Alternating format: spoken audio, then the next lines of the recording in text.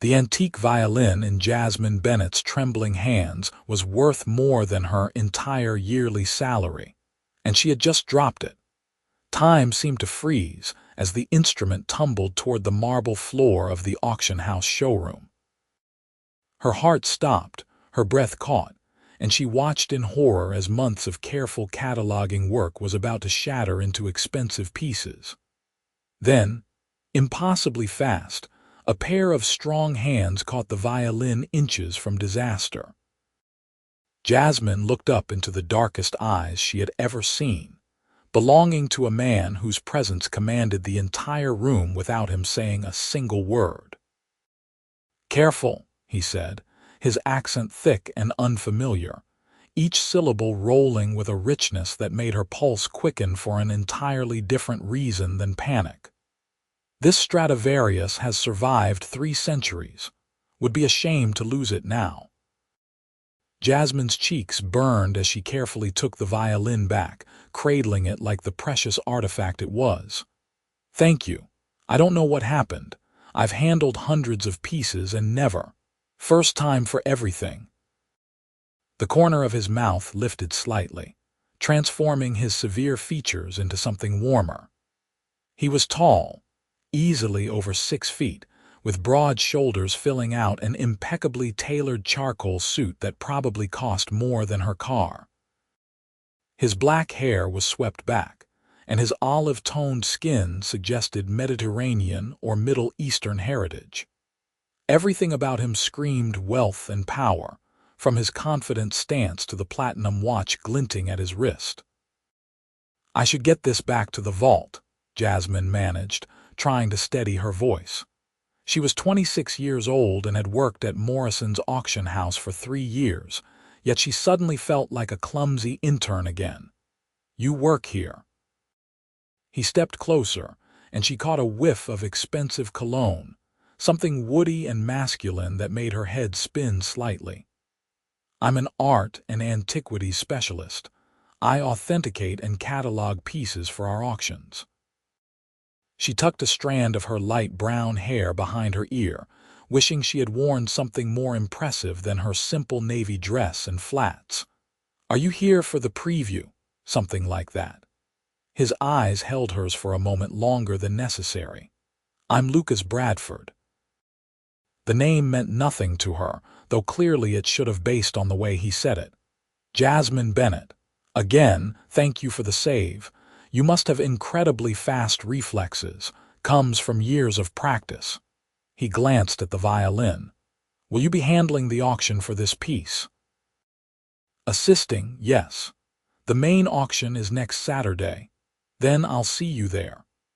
It wasn't a question but a statement of fact, delivered with the confidence of a man who always got what he wanted. Jasmine watched him walk away, his stride purposeful and assured.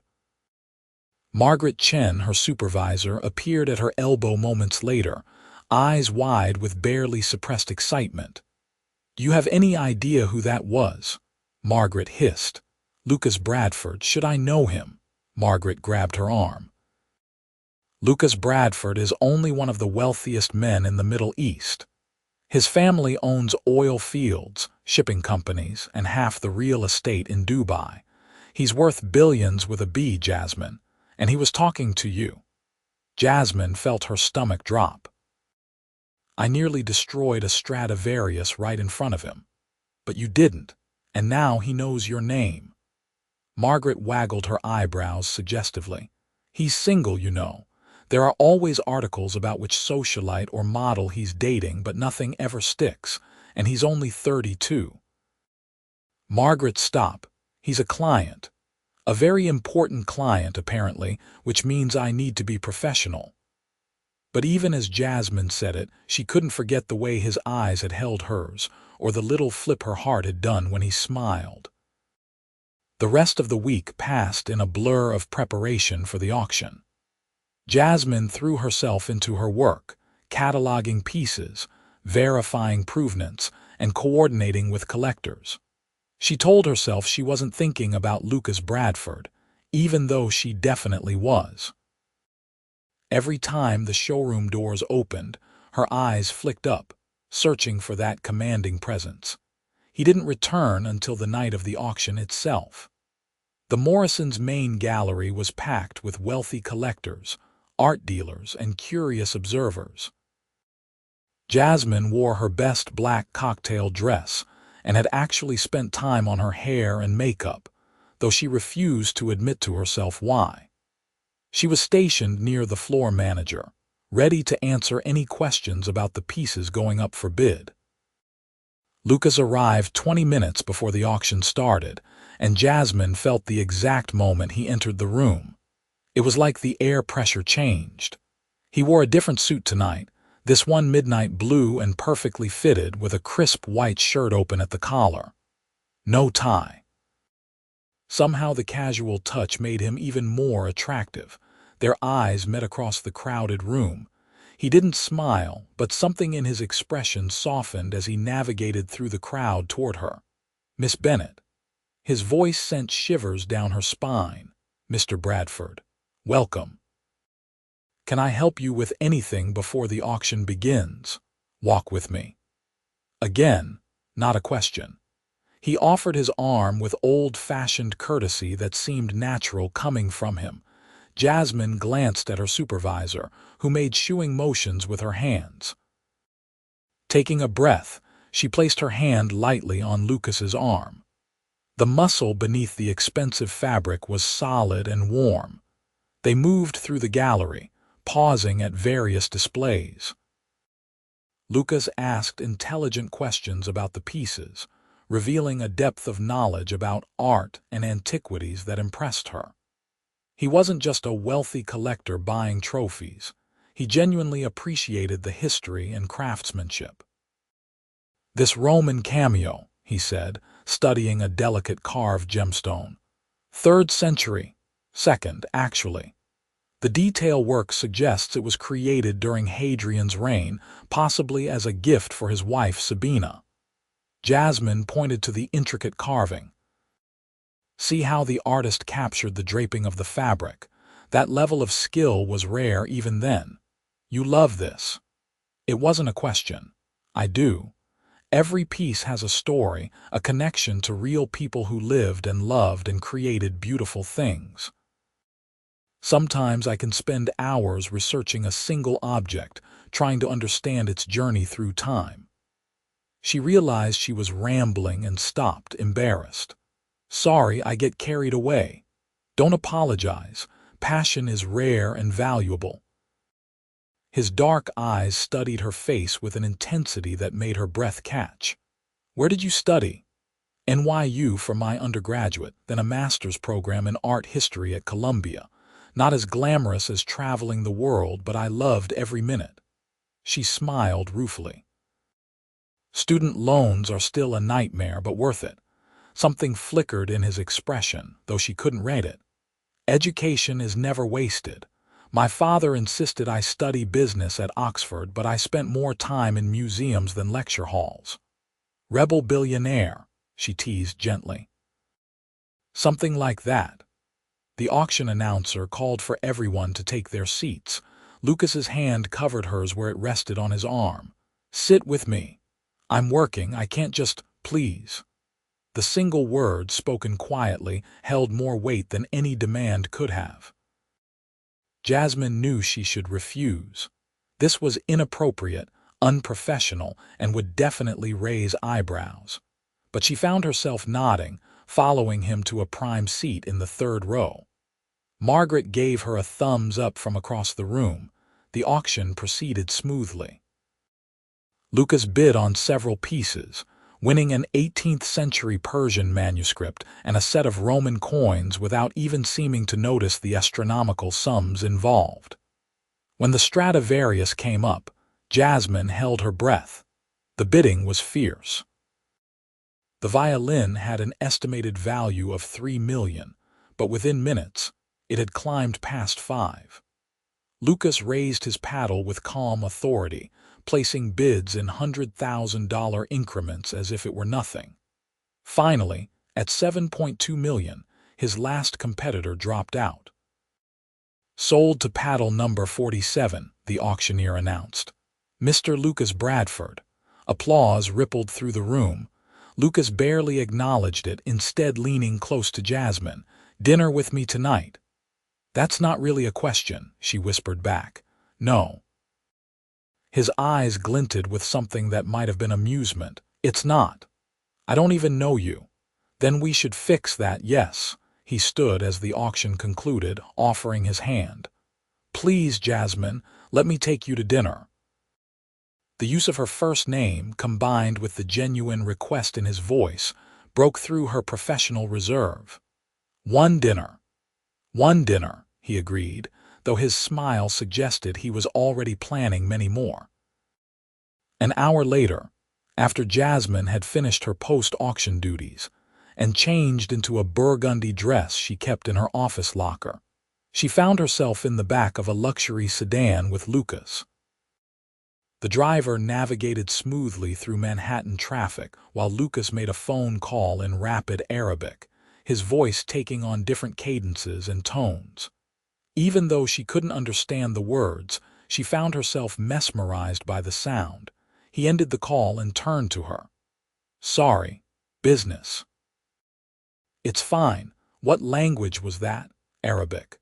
My first language, though I also speak English, French, and some Italian." He studied her curiously. "You seem nervous." "I am nervous. I don't usually go to dinner with billionaire clients I barely know." Jasmine twisted her hands in her lap. "This is all very overwhelming. Would it help if I told you I'm nervous too?" She laughed despite herself. "You don't seem like someone who gets nervous." "I don't usually. But then, I don't usually feel like this." His honesty caught her off guard. "There's something about you, Jasmine. I noticed it the moment I saw you. Not just beauty, though you are very beautiful, something deeper." Heat flooded her cheeks. "You don't know me well enough to say that. That's why we're having dinner, so I can learn everything about you." The restaurant was exclusive and intimate. The kind of place where celebrities dined in peace and privacy was guaranteed. They were shown to a private corner table with a view of the city lights. Lucas ordered wine in perfect French, then turned his full attention to Jasmine. "Tell me about yourself, not the resume version, the real version." Jasmine took a sip of wine for courage. "There's not much to tell. I grew up in a small town in Pennsylvania, daughter of a high school teacher and a nurse. Very normal, very middle-class American family. I was the first person in my family to go to graduate school. My parents were so proud, even though they didn't really understand what an art history degree would lead to." She smiled at the memory. "My dad kept asking if I was going to be a teacher, and my mom worried I'd never find a stable job. But you did, eventually.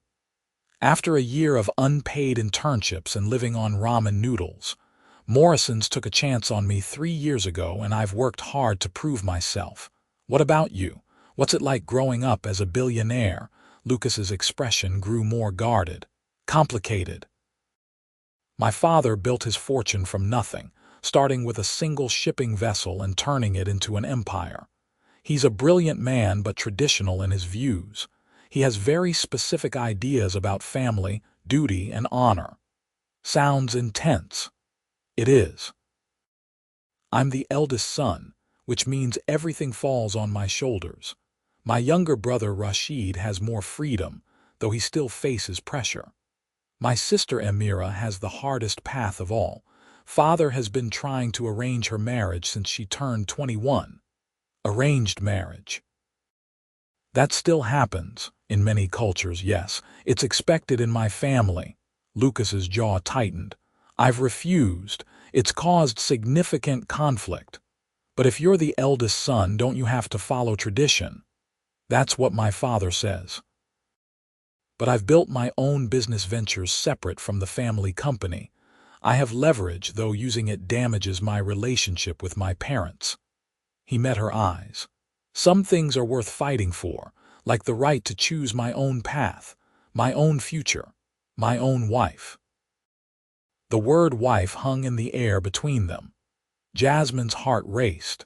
This was moving too fast, feeling too intense for a first date with someone she'd just met, yet she couldn't deny the connection sparking between them. "That must be hard," she said softly. "Being caught between family expectations and what you want for yourself." "It is, but tonight I don't want to think about family pressure or business obligations. I want to know what makes you laugh, what you dream about, what you're passionate about beyond your work." So Jasmine told him about her love of old movies and terrible reality TV, about how she volunteered at a literacy program on weekends, teaching adults to read, about her dream of one day traveling to see the great museums of Europe, even though her budget barely stretched beyond her Brooklyn apartment rent. She told him about her best friend Sarah, who thought she was crazy for not dating more, about her parents who called every Sunday and still worried she wasn't eating enough vegetables. Lucas listened with complete focus, asking questions, laughing at her stories, and sharing bits of his own life in return. He told her about growing up between Dubai and London, never quite fitting in either place, about the weight of family expectations and the loneliness of being constantly surrounded by people who wanted something from you, about his love of diving and how the ocean was the only place he truly felt free. By the time their dessert arrived, Jasmine had forgotten to be nervous. This didn't feel like a date with a billionaire. It felt like talking to someone who genuinely saw her, understood her, and wanted to know more. "I should get you home," Lucas said reluctantly as they finished their coffee. "Though I don't want this evening to end. I had a wonderful time." Jasmine meant it completely. "Thank you for dinner. Have lunch with me tomorrow. I have to work tomorrow. Then dinner tomorrow, or breakfast the next day, or coffee. Jasmine, I want to see you again." She should say no.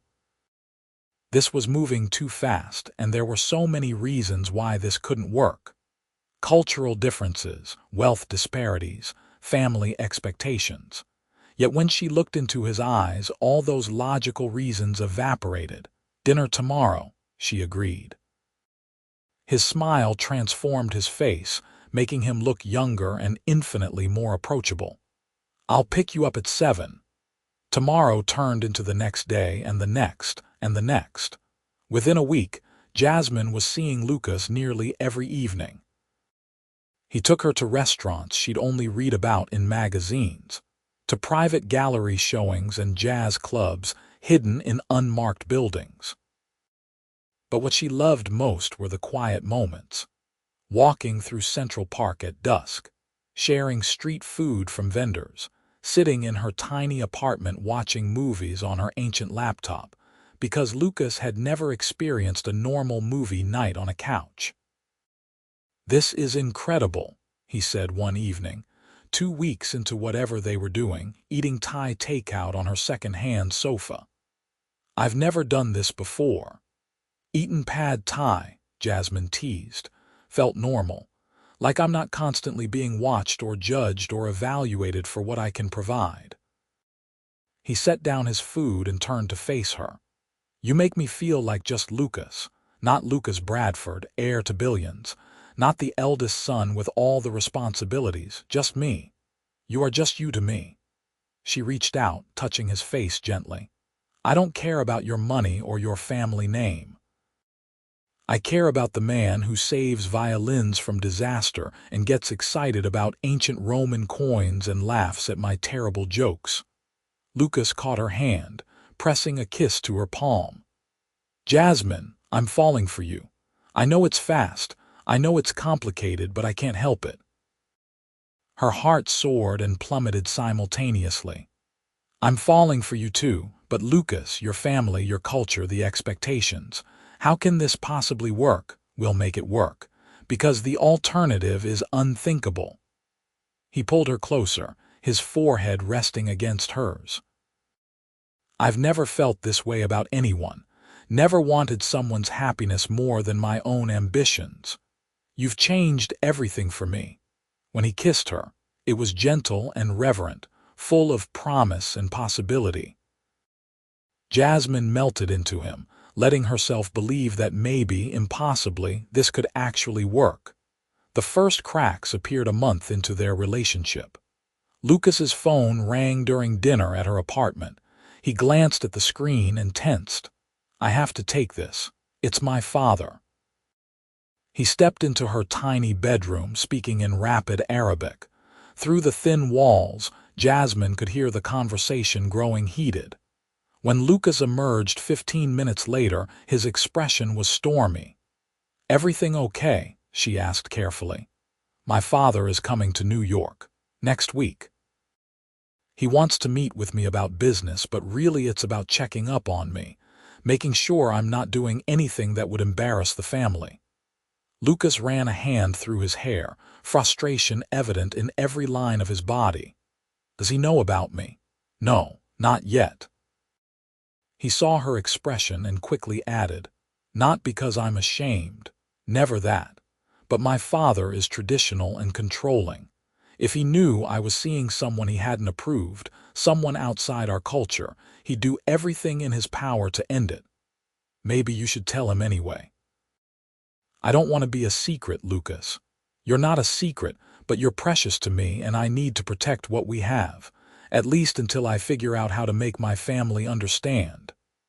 He pulled her into his arms. "Trust me, please. I'll handle my father." Jasmine wanted to believe him, but doubt had already taken root. The difference in their worlds, which had seemed romantic and surmountable when it was just the two of them, suddenly felt like an insurmountable chasm. The week Lucas's father was in town was torture. Lucas was constantly in meetings, his phone always ringing, his texts brief and apologetic. Jasmine threw herself into work, trying not to feel abandoned. Sarah noticed her friend's distress over their weekly coffee date. "He's going to choose his family," Sarah said bluntly.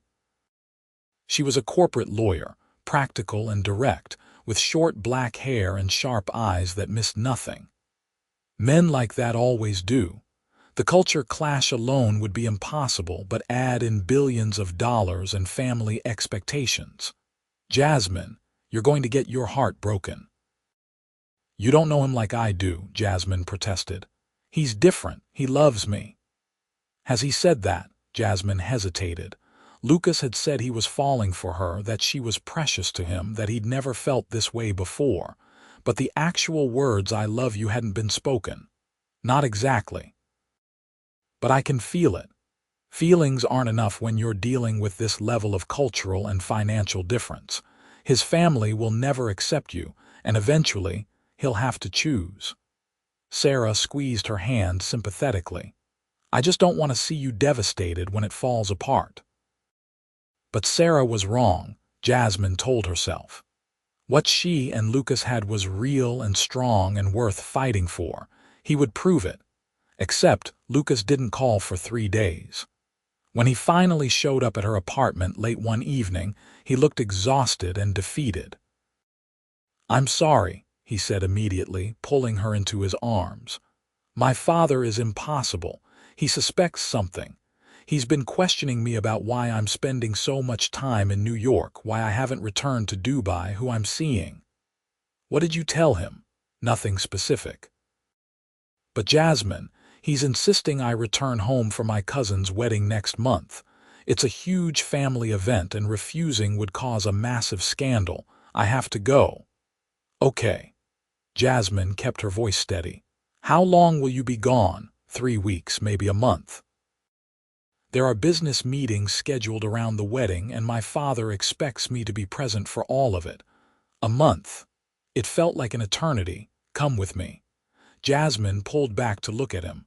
"What? Come to Dubai?" "I want you to see my world, to meet my friends, to understand where I come from. I can't introduce you to my family yet. Not during the wedding with everyone watching, but you could be there. We could still see each other." "Lucas, that's crazy. I can't just fly halfway around the world." "I have work, responsibilities, bills to pay. I'll handle everything. The flight, the hotel, everything. Please, Jasmine, I can't be away from you for a month. I'll lose my mind." It was reckless and impractical and probably a mistake. But looking into his eyes, seeing the genuine need there, Jasmine found herself nodding. Okay. Yes. I'll come. 3 weeks later, Jasmine stepped off a first-class flight into the overwhelming heat and opulence of Dubai. Lucas had been waiting at the airport, sweeping her into his arms despite the public setting.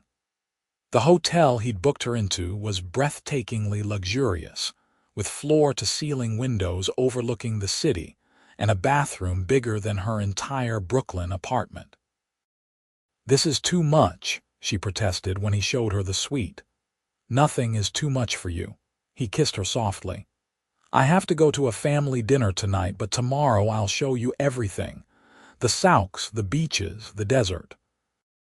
I want you to fall in love with this place the way I'm in love with you." Jasmine's breath caught. "What did you say?" Lucas smiled, that rare, genuine smile that transformed his whole face. "I love you, Jasmine Bennett. I should have said it weeks ago, but I was afraid. Afraid of how deeply I feel this, afraid of how much power you have to hurt me. But I can't keep it in anymore. I love you completely. I love you too." The words came easily, naturally, because they were absolutely true. "I've loved you for weeks." They kissed like teenagers, desperate and joyful, until Lucas's phone buzzed with a reminder about his family obligation. He left reluctantly, promising to return as soon as possible. The next few days were magical. Lucas showed her Dubai through his eyes. The old souks where his grandfather had first sold goods, the beaches where he'd learned to swim, the desert where his family still maintained traditional camps. They drove out to the dunes at sunset, riding camels and watching the sky turn impossible shades of orange and pink. Lucas held her as the stars emerged, countless and brilliant in the clear desert air. "I could stay here forever," Jasmine whispered. "Then stay. Move here. Be with me fully." Lucas turned her to face him.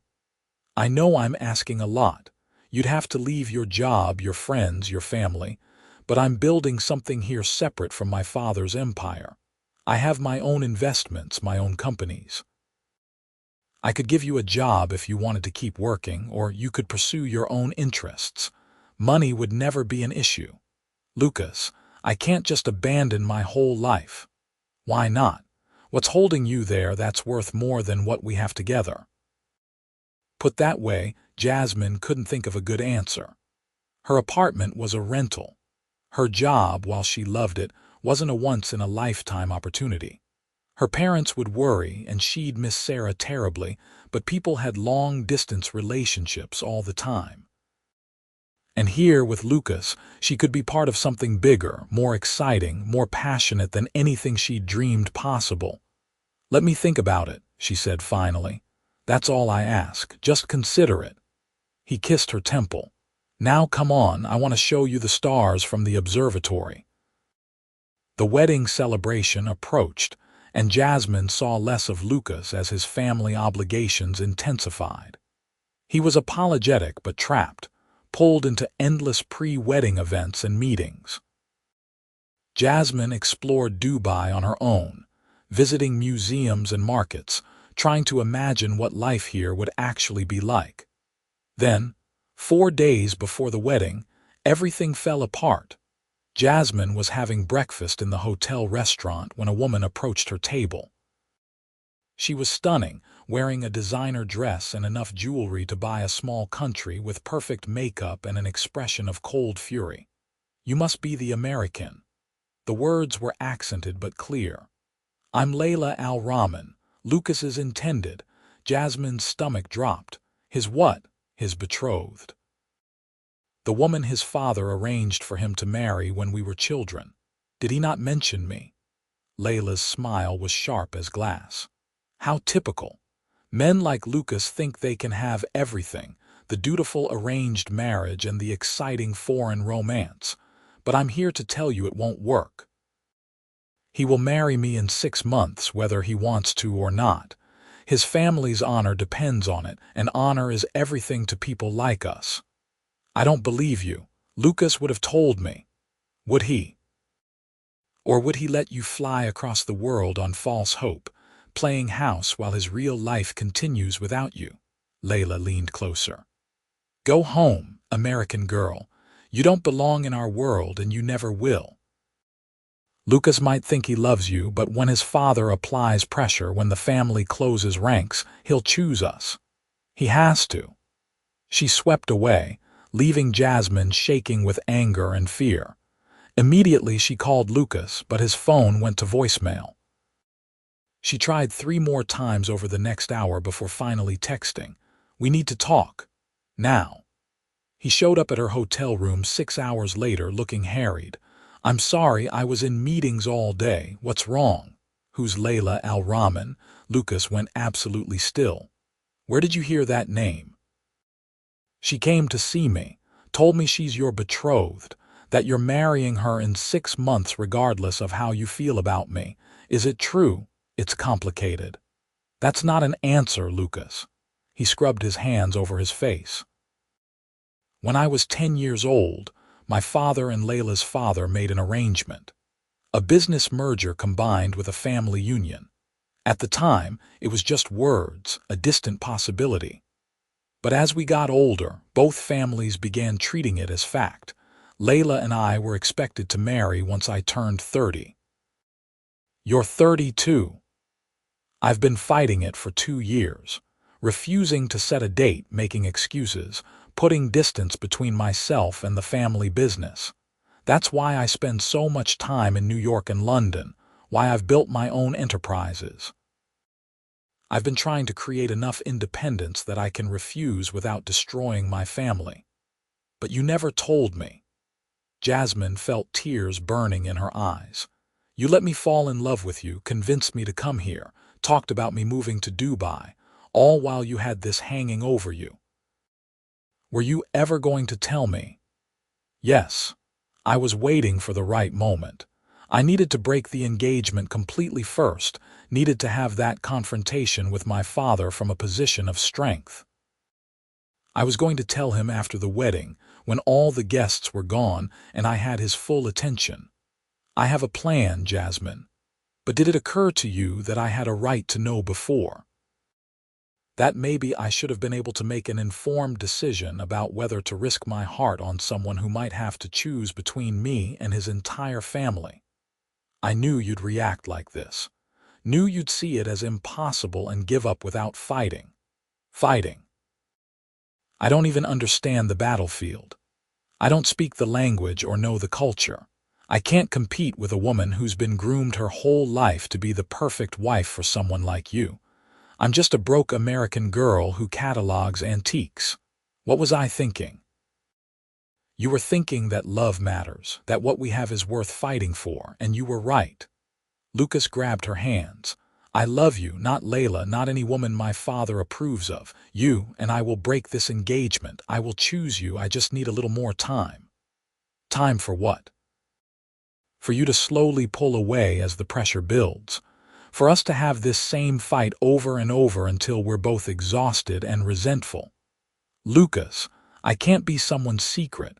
I can't wait around hoping you'll eventually be strong enough to stand up to your family. That's not fair. Maybe not. But it's honest." Jasmine pulled her hands away, even though it felt like tearing off her own skin. "I think I should go home, give you space to deal with your family without me complicating things. If you manage to break the engagement, if you really can stand up to your father, then we'll talk about a future. But I can't stay here like this, waiting in a hotel while you live your other life. Jasmine, please, don't give up on us." "I'm not giving up. I'm giving you room to figure out what you really want. And honestly, I need to think too, about whether I'm strong enough for this, whether love really is enough to overcome everything standing in our way." She booked a flight home for the next morning. Lucas stayed with her that night, holding her as they both pretended to sleep. At the airport, their goodbye was silent and devastating. Jasmine walked away without looking back, knowing if she did, she'd never get on the plane. Back in New York, Jasmine threw herself into work with desperate intensity. Margaret was sympathetic but perplexed by the sudden breakup. Sarah was supportive and didn't say "I told you so," which Jasmine appreciated. Her parents called and knew something was wrong but didn't push. Every day, Jasmine's phone stayed silent. Lucas didn't call or text, and she told herself that proved she'd been right to leave. 2 weeks after she returned, a package arrived at her apartment. Inside was a carefully wrapped antique cameo, the Roman piece she'd shown Lucas during their first real conversation.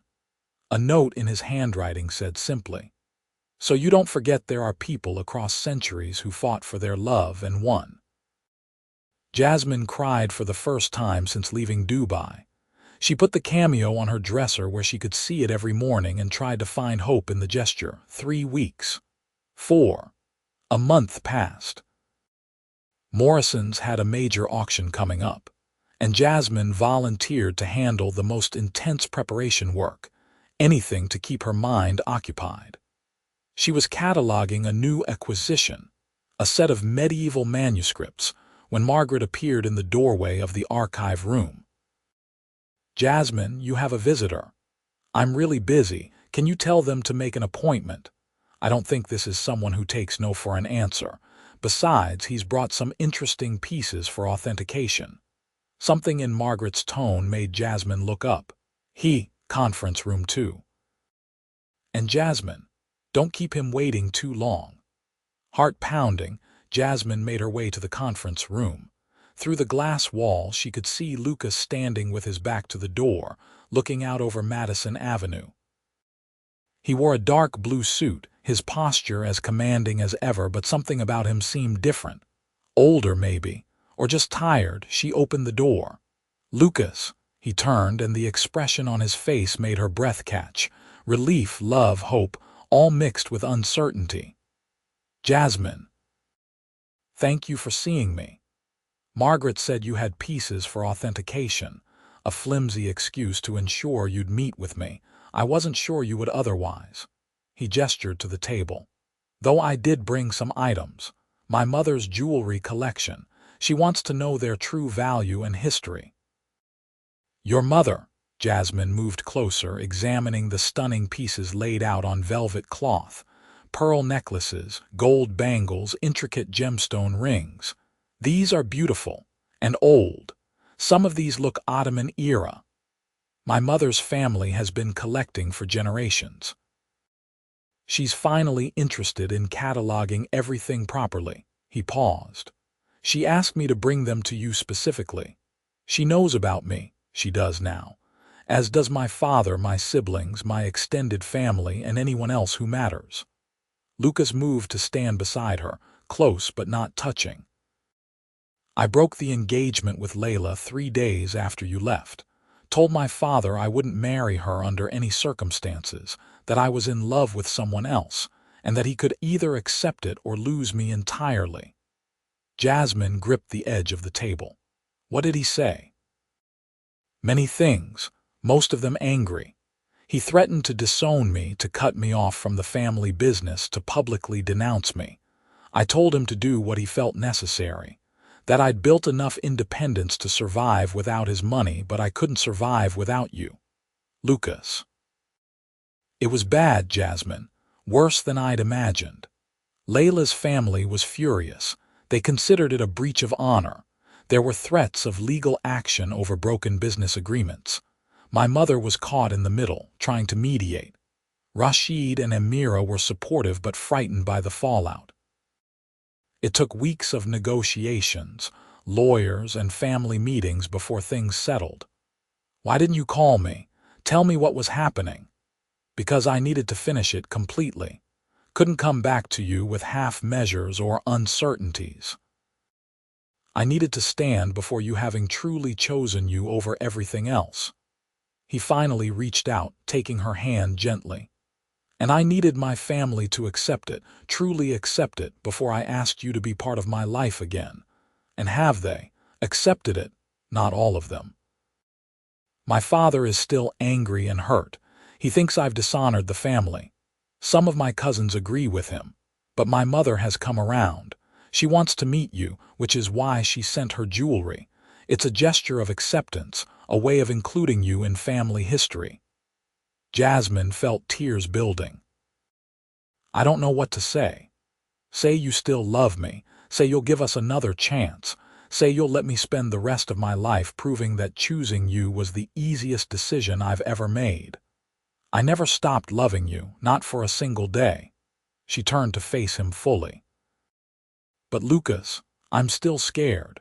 Your father still hasn't accepted me, and that rift could poison everything. How do we build a life together with that hanging over us, one day at a time, with patience and determination and faith that love is stronger than tradition?" He cupped her face in his hands. "I won't lie and say it will be easy. There will be difficult moments, cultural clashes, times when my family's expectations clash with our choices. But Jasmine, being without you these past weeks has been torture. I don't want easy. I want you." She kissed him then, pouring weeks of loneliness and fear and desperate hope into it. Lucas held her like he'd never let go, and for the first time since leaving Dubai, Jasmine felt whole again. "What happens now?" she asked when they finally broke apart. "Now we figure out our life together." "I've been thinking about splitting my time between New York and Dubai. 6 months here, 6 months there. That way we're not asking either of us to abandon our home entirely. I might have to find a new job. Morrison's won't like me taking half the year off. Or you could start your own consultancy.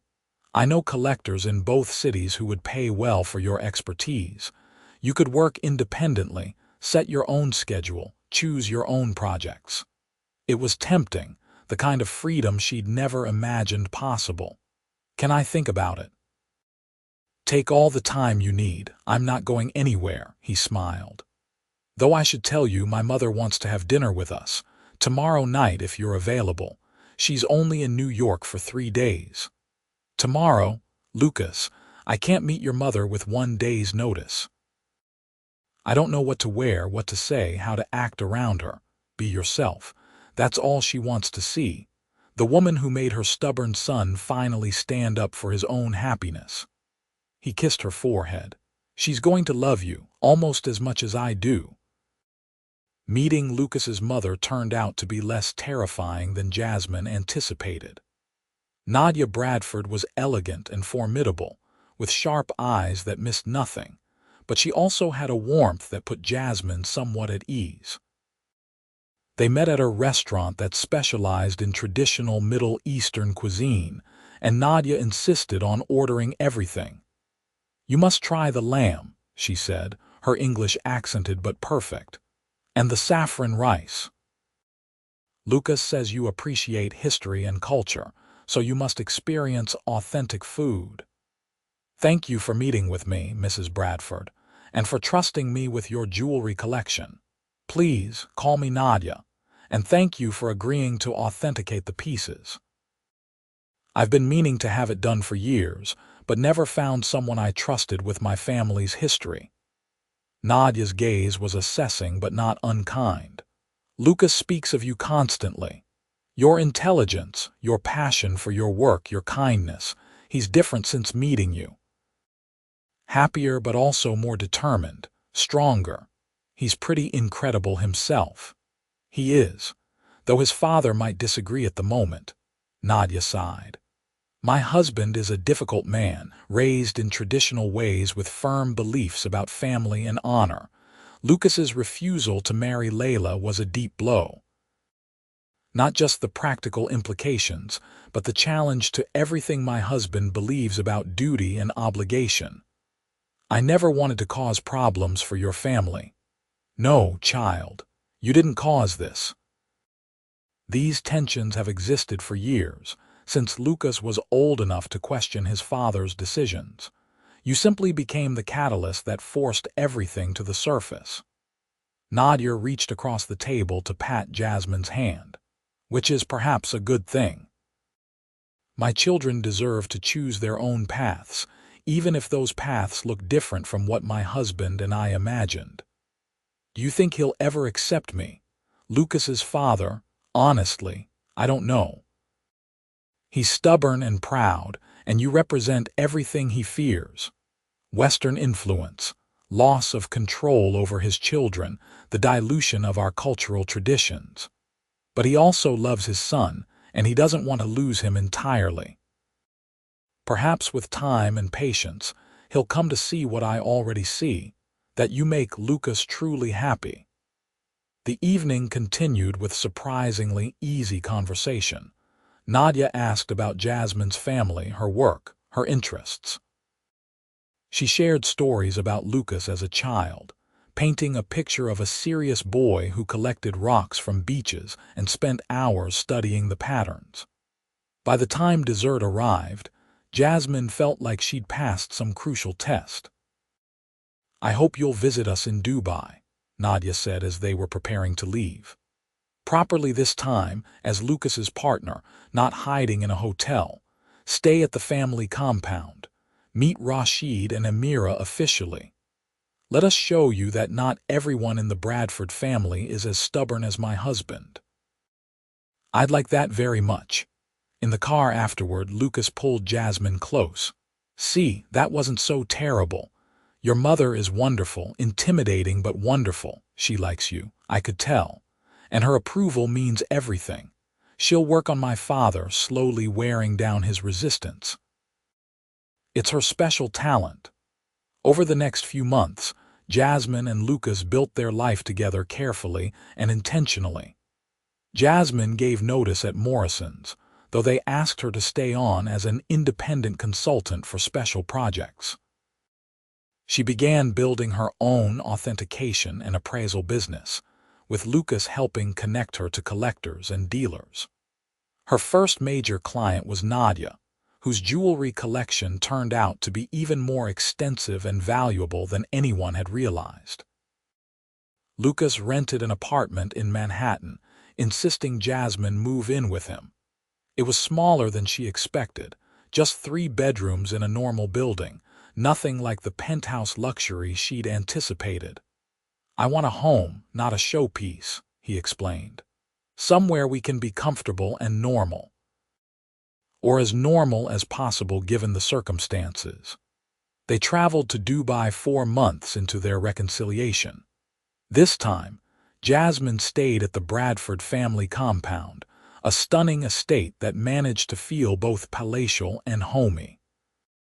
Rashid turned out to be funny and charming, eager to share embarrassing stories about his older brother. Amira was quieter but genuinely welcoming, confiding in Jasmine about her own struggles with family expectations and her dream of becoming an architect despite her father's disapproval. "You've given us hope," Amira said one evening as they walked through the compound's gardens. "If Lucas can stand up to father and win, maybe we can too. Maybe I can convince him that an arranged marriage isn't the only path, that I can honor our family while still choosing my own future." "Lucas paid a high price for his choice," Jasmine warned. "Your father barely speaks to him." "I know, but even angry silence is better than a lifetime of living someone else's dream." Amira smiled sadly. "Besides, mother says father is softening.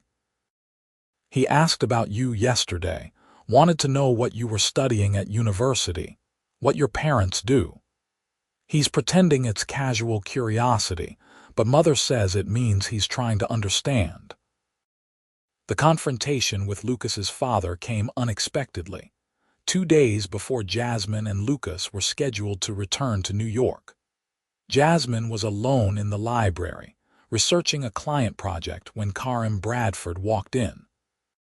She recognized him immediately from photos, though in person he was even more imposing, tall and broad-shouldered with silver threading through his black hair and eyes that could freeze fire. "Mr. Bradford." Jasmine stood, unsure of protocol. "Sit, please. I didn't mean to disturb your work." His English was heavily accented but clear. He moved to the window, hands clasped behind his back, silent for a long moment. "My wife says I should speak with you, that I should try to understand who you are beyond the threat I perceive you to be. I never wanted to threaten anything. No. You simply loved my son and he loved you back. Such a simple thing, yet so complicated. He turned to face her. Do you understand what you've cost him? The business relationships damaged, the family honor questioned, the traditions broken? I understand that Lucas made a choice. That he decided his own happiness was worth those costs. And you, what did you sacrifice? You lost a job you would have left anyway and gained access to wealth beyond your imagining.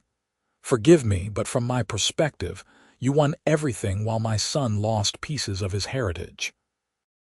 The accusation stung because there was truth in it. You're right that Lucas paid more than I did, but you're wrong about what I gained.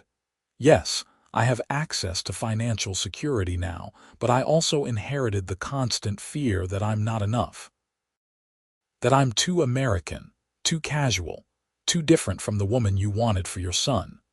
I see the way some of your family looks at me, like I'm a curiosity or a mistake, and I know that no matter how hard I try, I'll never fully belong in Lucas's world the way Layla would have. Then why stay? Why not step aside and let Lucas fulfill his duty? Because he doesn't love Layla. He loves me, and I love him enough to face all the judgment and challenge and difficulty that comes with being together. That's not nothing, Mr. Bradford. That's everything. Karim studied her for a long moment. My son could have had an easy life. A wife who understood our culture without translation, children who would naturally fit into our family legacy, a path already laid out with no obstacles. He could have. But he would have been miserable. Is that really what you want for him? A comfortable prison. You presume to know what my son needs better than his own father. No, but I listen when he tells me what he needs. And he needs to be seen as his own person, not just an extension of your legacy. He needs room to make his own choices and his own mistakes. He needs love that accepts him as he is, not as who someone expects him to become. Something shifted in Karim's expression, though she couldn't read what it meant. You're bolder than I expected. Most people don't challenge me so directly. I'm terrified of you, honestly. But I'm more terrified of losing Lucas because I was too cowardly to stand up for our relationship. It was a non-committal sound, but not hostile. Nadia says you've been teaching Amira about Western art history.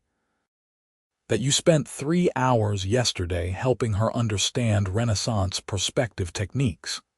She wants to be an architect. Understanding how artists have represented space and structure through history seems relevant. And you asked nothing in return for this tutoring.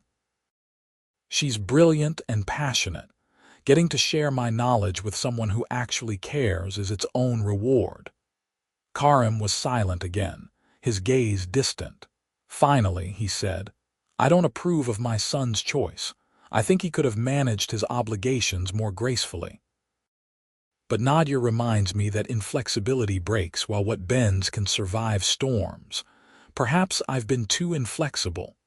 It wasn't acceptance, but it was something, a crack in the wall. I know I'm not the daughter-in-law you imagined, but I promise you I love Lucas with everything I am. And I will spend my life making sure he never regrets choosing me. See that you do.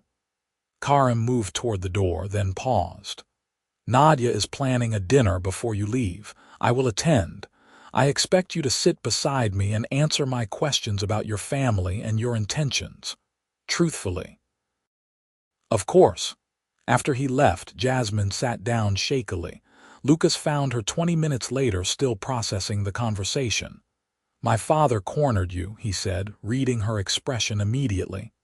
What did he say? He challenged me, questioned my motives. Made it clear he still doesn't approve. She managed a wobbly smile.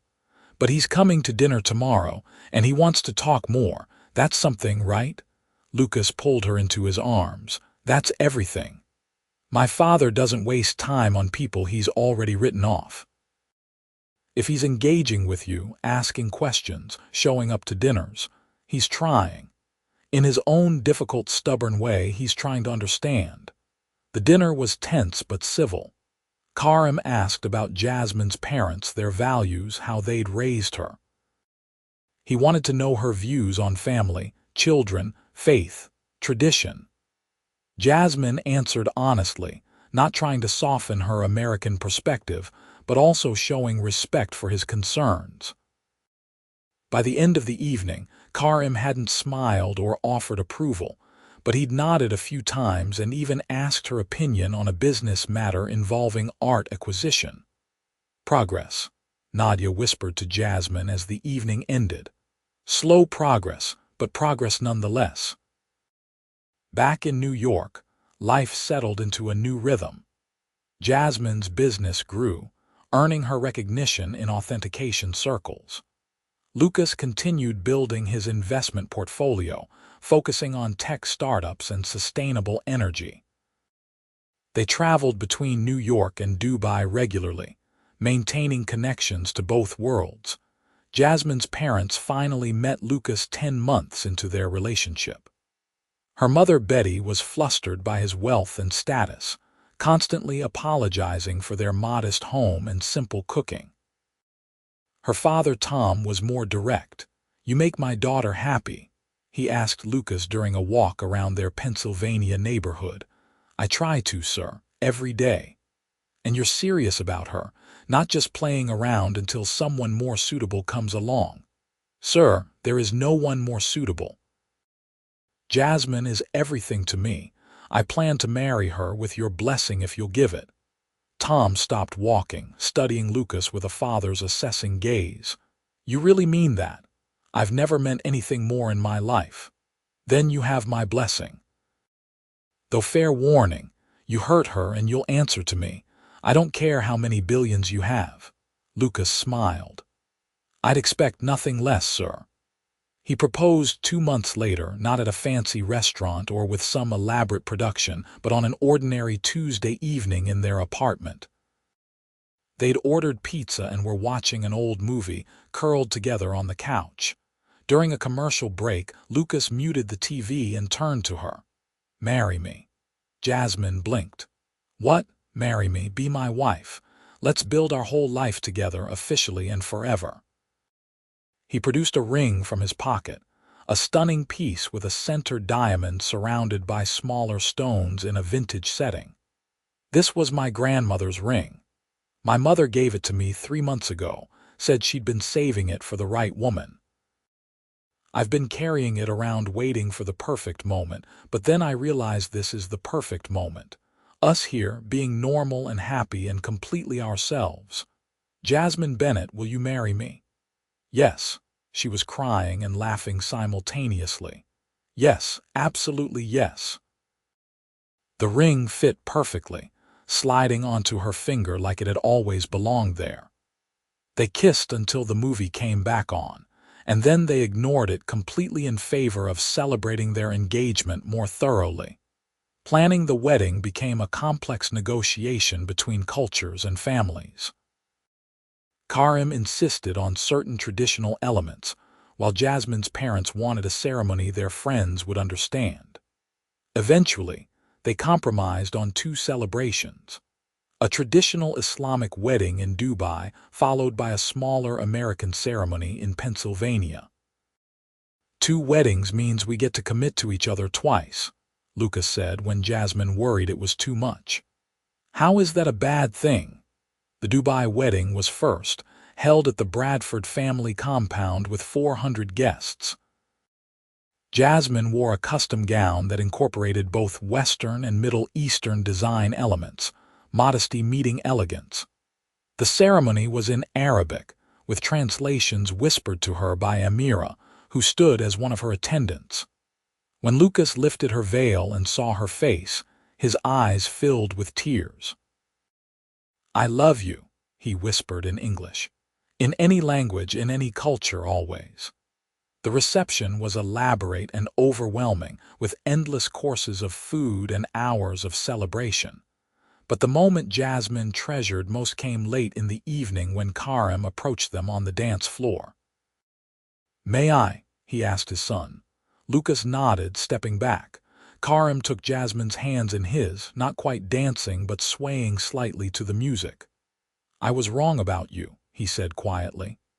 "I thought you would pull my son away from his family, his heritage, his responsibilities. Instead, you've made him stronger, happier, more connected to who he truly is. You've also been patient with an old man's stubbornness and kind to my daughter when you owed us nothing."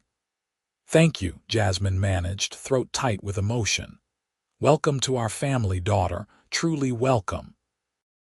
When the song ended, Karim kissed her forehead, a gesture of acceptance and blessing that meant more than any words could express. Nadia was crying openly, and even Lucas had tears on his cheeks. The Pennsylvania wedding 2 weeks later was smaller and simpler, held in the backyard of Jasmine's childhood home. Lucas wore a suit but no tie, looking relaxed and happy as Jasmine walked down a makeshift aisle in a simpler dress. Her father gave her away with tears streaming down his face, and Sarah stood as maid of honor, making everyone laugh with stories about Jasmine's terrible college dating experiences. "But then this guy showed up," Sarah said, gesturing to Lucas. And suddenly, all those frogs made sense, because they led her to her prince, who happens to be a billionaire, which is just showing off at this point. After both weddings, Jasmine and Lucas honeymooned in Greece, spending 3 weeks exploring ruins and beaches and small villages. They talked about their future, children eventually, maybe 3 or 4, more travel, introducing their kids to both cultures, building businesses and supporting causes they cared about, growing old together, facing whatever challenges came with the strength they'd built fighting for each other. "Do you ever regret it?" Jasmine asked one evening as they watched the sunset over the Aegean Sea. "Everything you gave up to be with me.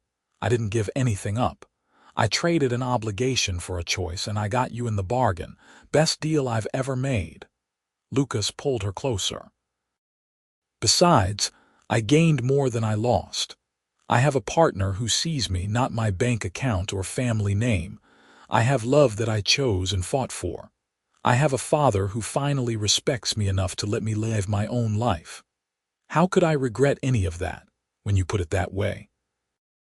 There is no other way. You're my everything, Jasmine. My home, my heart, my future. I'd choose you 1,000 times over in every possible scenario." 2 years into their marriage, Amira announced her engagement to a fellow architecture student she'd met at university. Not an arranged match, but her own choice, someone she loved who supported her dreams. Karim was resistant at first, but eventually gave his blessing, the foundation Lucas and Jasmine had laid, making the path slightly easier for his sister. Rashid started dating a human rights lawyer from London, scandalizing some of the extended family, but earning support from his parents.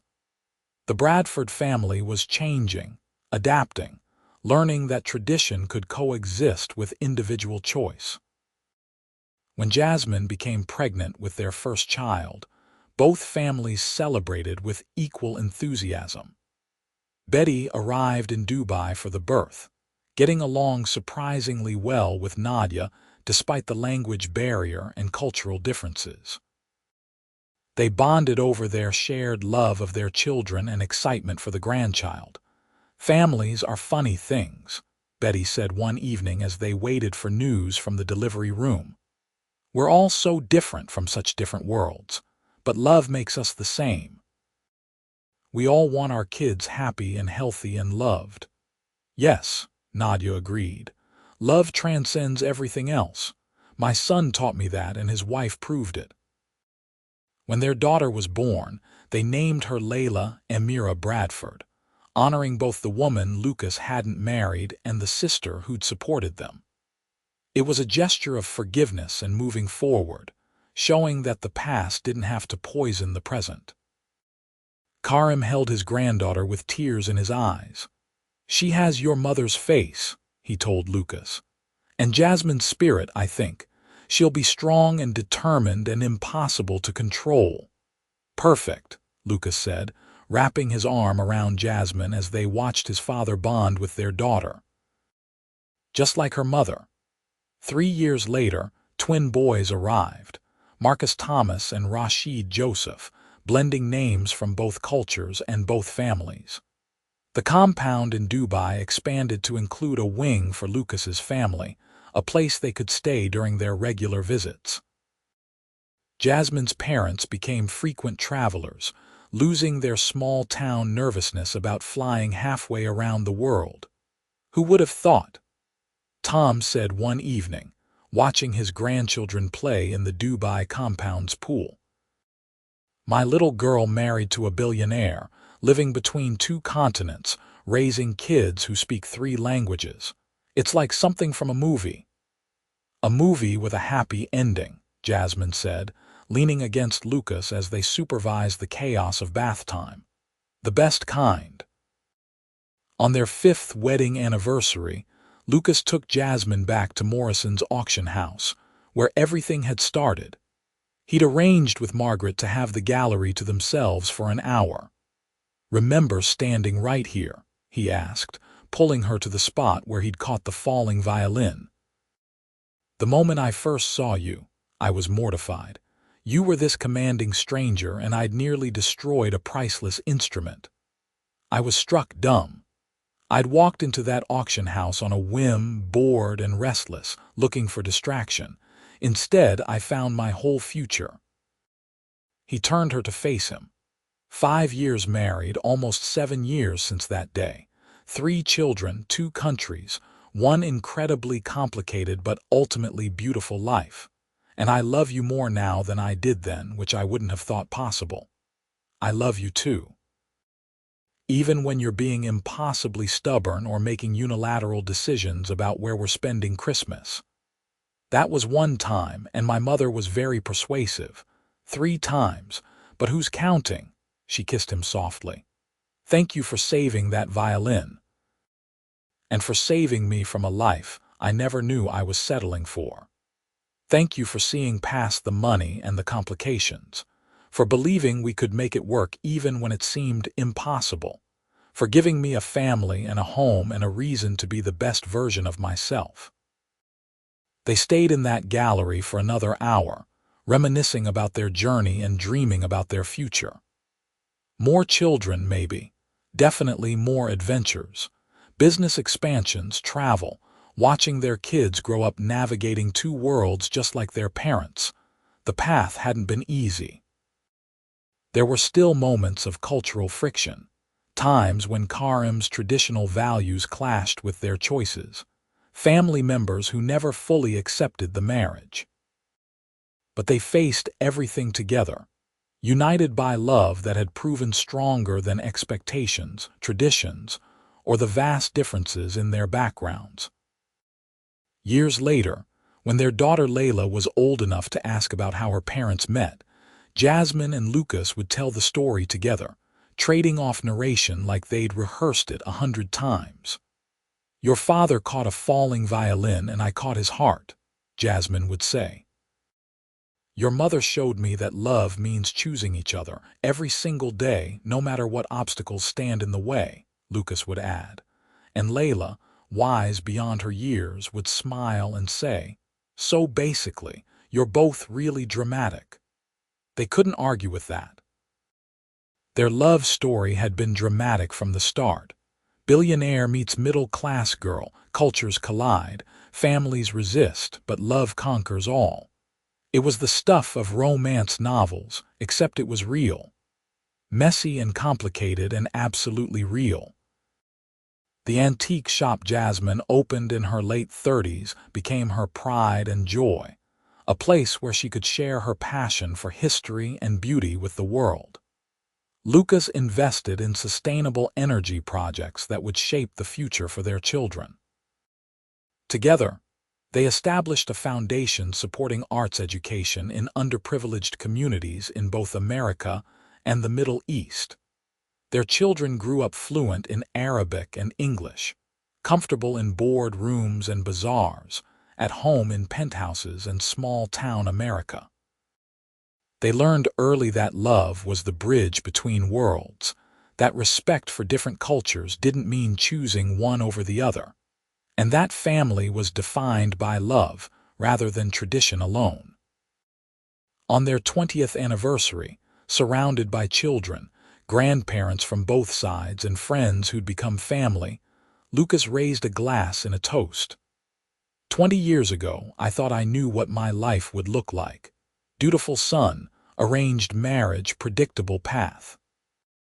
Then a beautiful woman nearly dropped a priceless violin, and everything changed. Jasmine showed me that the best life isn't the one planned for you, but the one you choose for yourself.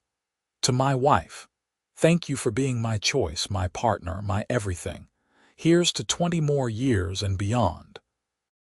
To love that bridges worlds, Karim added, his acceptance complete after decades of watching his son's happiness. To stubborn people who refuse to give up on each other, Betty contributed, making everyone laugh. To family, Jasmine said simply, the ones we're born with and the ones we create. May we always remember that love is worth fighting for, no matter how impossible it seems. They drank, celebrated, and danced late into the night. And when Jasmine and Lucas finally fell into bed exhausted and happy, they held each other close and whispered the words they said every night without fail. I love you. I love you too. Always. Because some love stories don't follow the expected path. Some require fighting against tradition, bridging cultures, and believing that two people from completely different worlds can build something beautiful together. Lucas and Jasmine's story was one of those. Complicated, challenging, and absolutely worth every obstacle they'd overcome. They never expected their families would eventually accept them. They'd been prepared to walk that path alone if necessary. But love, when it's real and strong and fought for with everything you have, has a way of changing hearts and breaking down walls.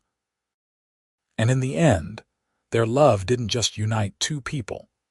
It bridged cultures, healed family rifts, and proved that sometimes the most unlikely matches create the most enduring bonds. Their story became family legend, told to grandchildren and great-grandchildren as proof that love, real love, can overcome anything. That choosing each other, every single day despite all the reasons not to, creates something stronger than tradition or expectation, or the safe, easy path. And it all started with a falling violin and a man with impossibly fast reflexes who caught more than just a priceless instrument that day. He caught a glimpse of his future, and he had the courage to fight for it. Just as Jasmine had the courage to love him back, despite all the logical reasons to protect her heart. In the end, courage and love were enough. They were everything.